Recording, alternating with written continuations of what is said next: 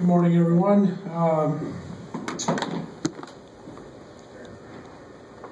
Minnesota is a team that I had not seen a lot until I started really watching and preparing for this game, and they're a little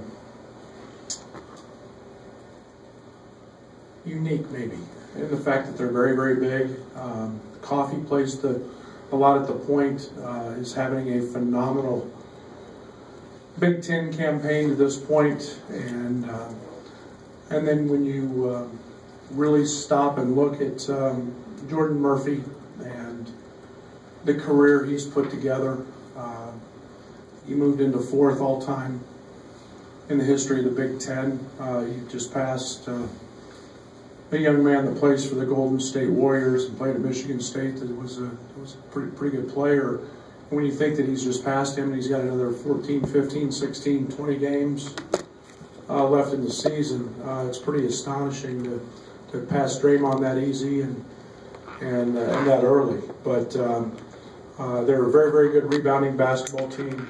They get to the foul line a great deal, and then they are kind of on a quiet side, one of the better transition teams in our conference, maybe in the country, and they do a great job of pitching ahead.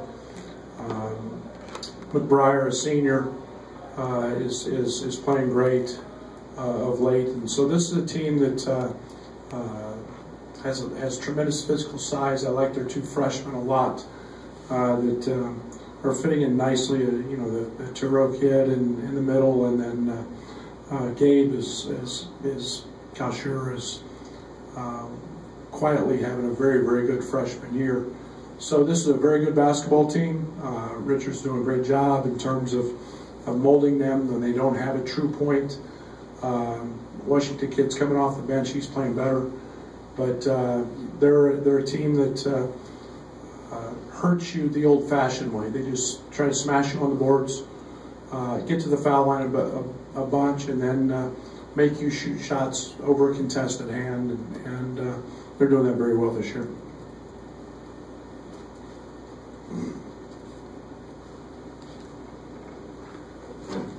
Just with the recent stretch of your guys' Big Ten games, have you seen the team show an emphasis on how important it is for a home Big Ten game to try and get this one?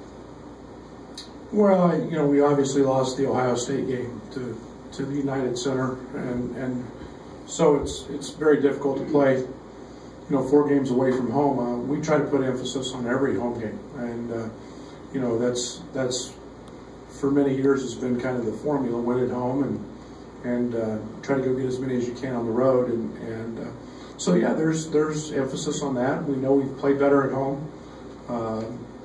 You know, it's very challenging in this league. Everybody's good, and there's nothing that guarantees you a win just because you're home in front of your fans. And yet, I'll take that playing in the State Farm Center in front of our people every night. It gives us a great advantage. You, Iowa, and Trent all mentioned the rebounding ability of Minnesota. What do you kind of have to do to neutralize that tomorrow night, maybe particularly that of Jordan Murphy? Well, you've got to put your gloves on. You've got to fight. You know, the one thing that Jordan does, he's relentless. He never accepts a block out. You know, and it's really, really easy to get consumed with him. And then you look at Turo, the freshman, he's averaging 3.2 offensive rebounds a game. Those are elite numbers, and you know, they do a great job of getting underneath you and riding you back up the floor. They almost run out of bounds at times to get inside you, and you have to do your job early to block them out. And you know, then you've got Coffee at 6'8", who plays the point, and it's unnatural to have other teams' point guards go to the glass, and yet he's a good rebounder, and so they throw different things at you. We've got to bring our mindset, though, that it's picking a fight, so to speak, and we have to be very, very diligent, have a high level of concentration and making sure we hit guys, and we've spent time on that this week, and as we do any week, but it's a big key for their success. You mentioned, Amir at the point that 6'8" is different, but just what does he do, maybe with his size and length, that at maybe running the point that shorter guys just maybe don't do as well? Well, he's tremendous at getting it to his spots. He's figured out how to, for a young man that plays upright in terms of having size, being big. A lot of point guards, snake their way into the paint and get around you with quickness or speed. He's very, very good at getting to his spots, and then he's got the ability to jump over you. And they do a great job of pitching the ball ahead in transition. And then he is electric in the open court. And one or two dribbles from half court, and he's at the rim. So that size is effective for him, and then he shares the ball. He's got vision over the top of smaller guards, and he's been effective doing that. You mentioned they maybe don't have a true point. You've seen a few true point guards this season who've had success forcing turnovers. What do you guys have to do to negate the other abilities that he has? Well, one, we've got to make sure that we're sprinting back. Transition defense is important. We've got to make sure that we're concentrating on stopping the ball as early as we can. That slows it down. And then I think the other thing is if you can get on the glass yourself and bother them, and they've got to take the ball out of the net and play good offense. That slows the team down a great deal. And again, they're a team that rebounding wise is potentially as good as any team in the country. Brett, is it an extra challenge to scheme against a team like Minnesota when they seem pretty balanced in their offense? If you try to take one thing away, does something else emerge with them? Yeah, and that's where Gabe has had such an impact in Clisher, and I'm probably pronouncing his name wrong, but he's turned into a tremendous weapon from the three-point line. McBrier's been a consistent, high 30s guy through his career, and gives you that. But anytime you can score at the rim, you scheme from the rim out, and now those guys making shots, and then Coffee being able to get it to spots at 15 feet and bounce over you. They're a pretty well-rounded package at the offensive end. And with the 0-5 mark in the Big Ten, does it feel like there's growing pressure just to get that first win? Is that something that you sense the team carrying just to get that first conference win and get that out of the way? Not at all. I think we want to win them all. I don't think there's any. I don't think there's any more or less pressure. I think we approach every game to try to win it. I think I told the team today before the game. I said, we lost by 10. The Well will probably be the number one team in the country now, and really, we're trying to understand the detail. So it's one defensive possession in each half that went bad, and it's one offensive possession in each half. It's a 4-possession game in a 10-point game, and that's how little separation there really is. And yet you've got to be able to accomplish those things. And it's whether it's a free throw lane blockout or whether it's a defensive rotation that we don't make that leads to a foul and an and one. You do one of those in each half, and that's 4 possessions on both ends of the court. And getting our guys to truly understand how important that is what we keep striving for. And consistency is becoming better. We've jumped dramatically defensively in terms of all of our efficiency rating numbers. We're running offense better. And yet there is that fine line, and it's that one possession each half.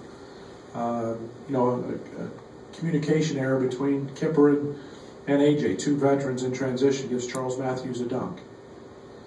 Well, you eliminate that, and now all of a sudden, you're in a different position. And it's those are the things that when we start doing those things, the outcomes on the scoreboard will be different, and we keep working towards those every day. and that's youth, and that's some of the things that we're trying to overcome. Brad, what has impressed you most about Iowa over the past 4 games? Well, I'd be hard challenged to find any player in the country that in every aspect of the game is playing any better. You can look number-wise, but I mean from starting from ground zero as a freshman and looking at where he's at now, I mean, we were just talking after practice about how much confidence he's playing with at both ends. The game is slowing down for him. And I think that everything becomes rushed, everything becomes new when you first get here, and it's you can look at the missed layups in that stretch. Now he's finishing through contact and taking hits. Every time he shoots it, I think it's going in. But more importantly, he's making the right reads, and he's making the right reads defensively. He's gained so much defensively. I mean, he's playing way beyond his years. He's playing in a very, very mature way, and that's a tribute to him. Aaron, Trent, and Kipper all had, they all made a 3 against Michigan, kind of breaking some long scoring droughts from behind the arc for those 3. How much emphasis have you kind of put on that 3-point shot? How important is that moving forward to kind of maybe get over the hump of winning those close games? Yeah, there's no doubt we need the ball to go in the basket, and we feel like we're getting pretty good shots. I think that in Trent's case, he got great shots. He was 3 of 5 the other night, and we want Trent to be able to make plays. And then, Aaron and Kip, we need those guys to make baskets and make shots. We need them to take good shots, and we need them to take them at the right times in the shot clock. Aaron shot the ball real well this week in practice, and Kipper made a few in the last game, so we hope those mini slumps, if you want to call them that, are behind us, and ball starts going in again. Alan and Ted kind of struggling to see minutes. What are some of the things you want to see them working on, just so maybe that could change for them? Yeah, and Alan's had an unbelievable week of practice. Ted was really good today. Alan's becoming very, very comfortable in our schemes and what we're doing. I think that it's fair to say he's got an opportunity to get more minutes. Tev, in all fairness, was gone. He's missed half the season. He's still kind of getting sea legs back and the nervousness and some of that out. It's really hard to do that in Big Ten play. And but he continues to work and get better. And it's for those guys, it's consistency, and they've both made huge strides defensively, where I wasn't very comfortable with them early. And Alan in particular is a guy that does everything we ask. I mean, his hustle play the other day, diving on the floor, his ability to go rebound, he's made huge strides, and I'm starting to become a really, really big fan of his consistent effort. What is it maybe about Isle's game where when he's, with the ball in his hands going downhill, that he has been such a threat in the last few weeks?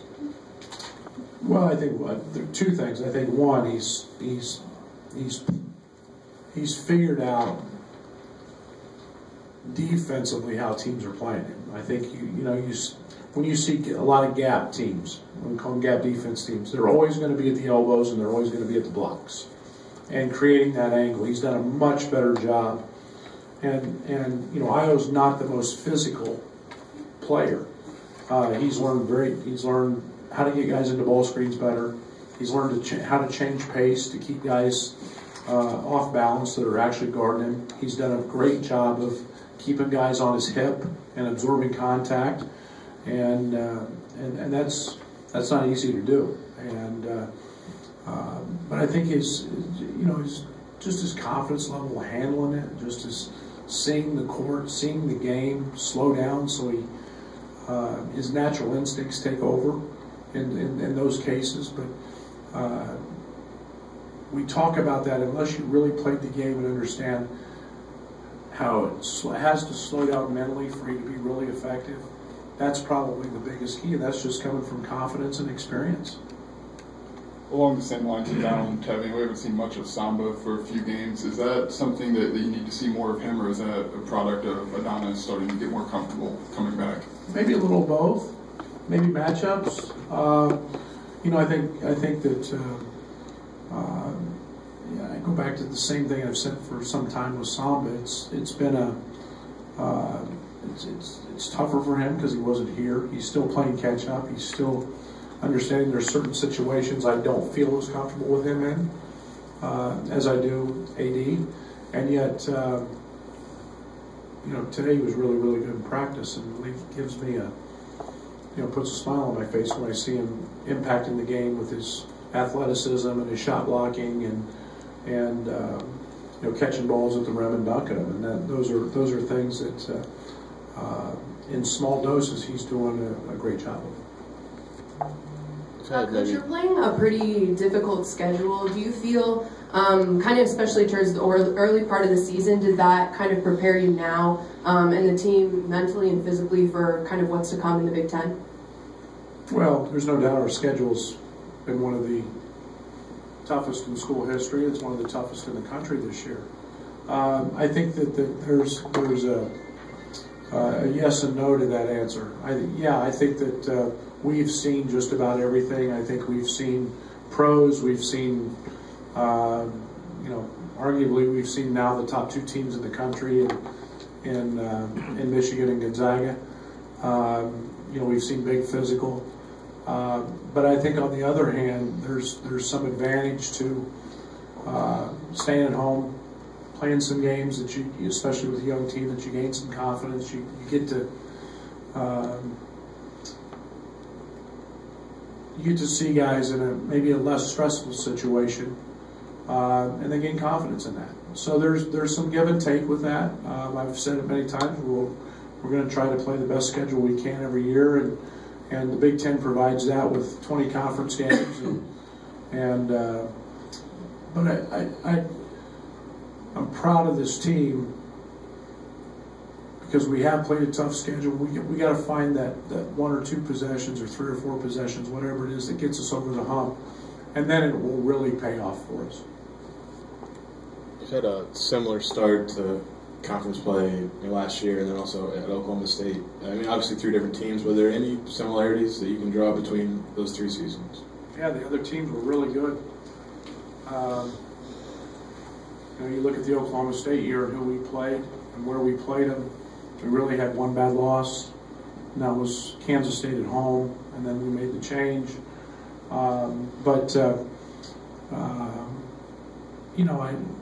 Last year was a blur. So, I think the one thing that doesn't help starting 4 in a row away from home this year. I don't know. I don't look at it that way. I look at it pretty much game to game and year to year. The Big Ten's the best conference in the country this year. There's no doubt. It's an old league, and it's getting key performances from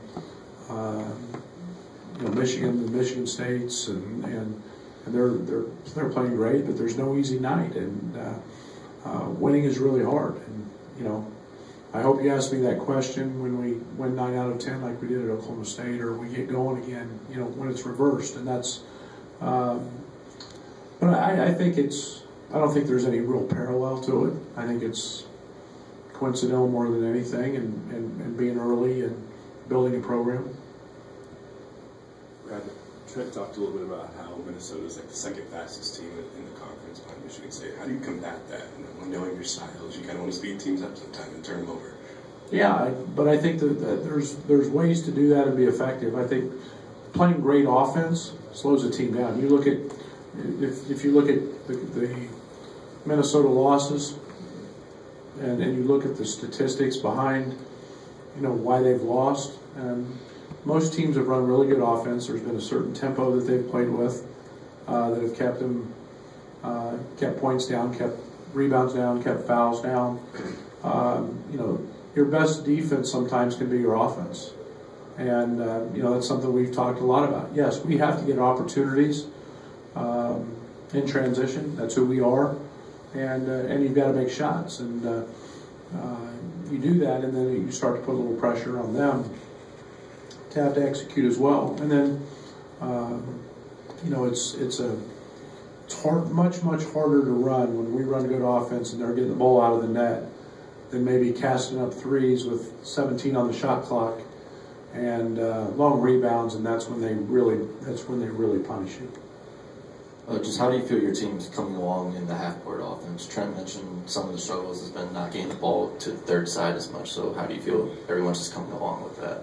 Yeah, I think it's one of the areas we're continuing to have to grow in. Ball reversal is key to any offense, and one of the things that really hurt us early in the Michigan game was trying to do too much too early. And you have to move teams. You have to make them move. Every team in the country has a bad defender. And it's usually one of the best offensive players. And that's why he's on the court. And yet you have to move those guys and find out those guys and who they are and be able to attack them. And movement does that. Movement allows for mistakes. And when we're shooting the ball, with one turn, we're not making them move much. So. And part of the problem is we're shooting the ball, we're shooting it over a contested hand, which is something I'm very frustrated with, because we're not driving closeouts and we're not getting to the foul line. And that's something Trent's obviously listening to what I'm saying, because we're trying to emphasize it better and become better at it. We had 2 third sides in the last game, just statistically, which is last year we were about 13 or 14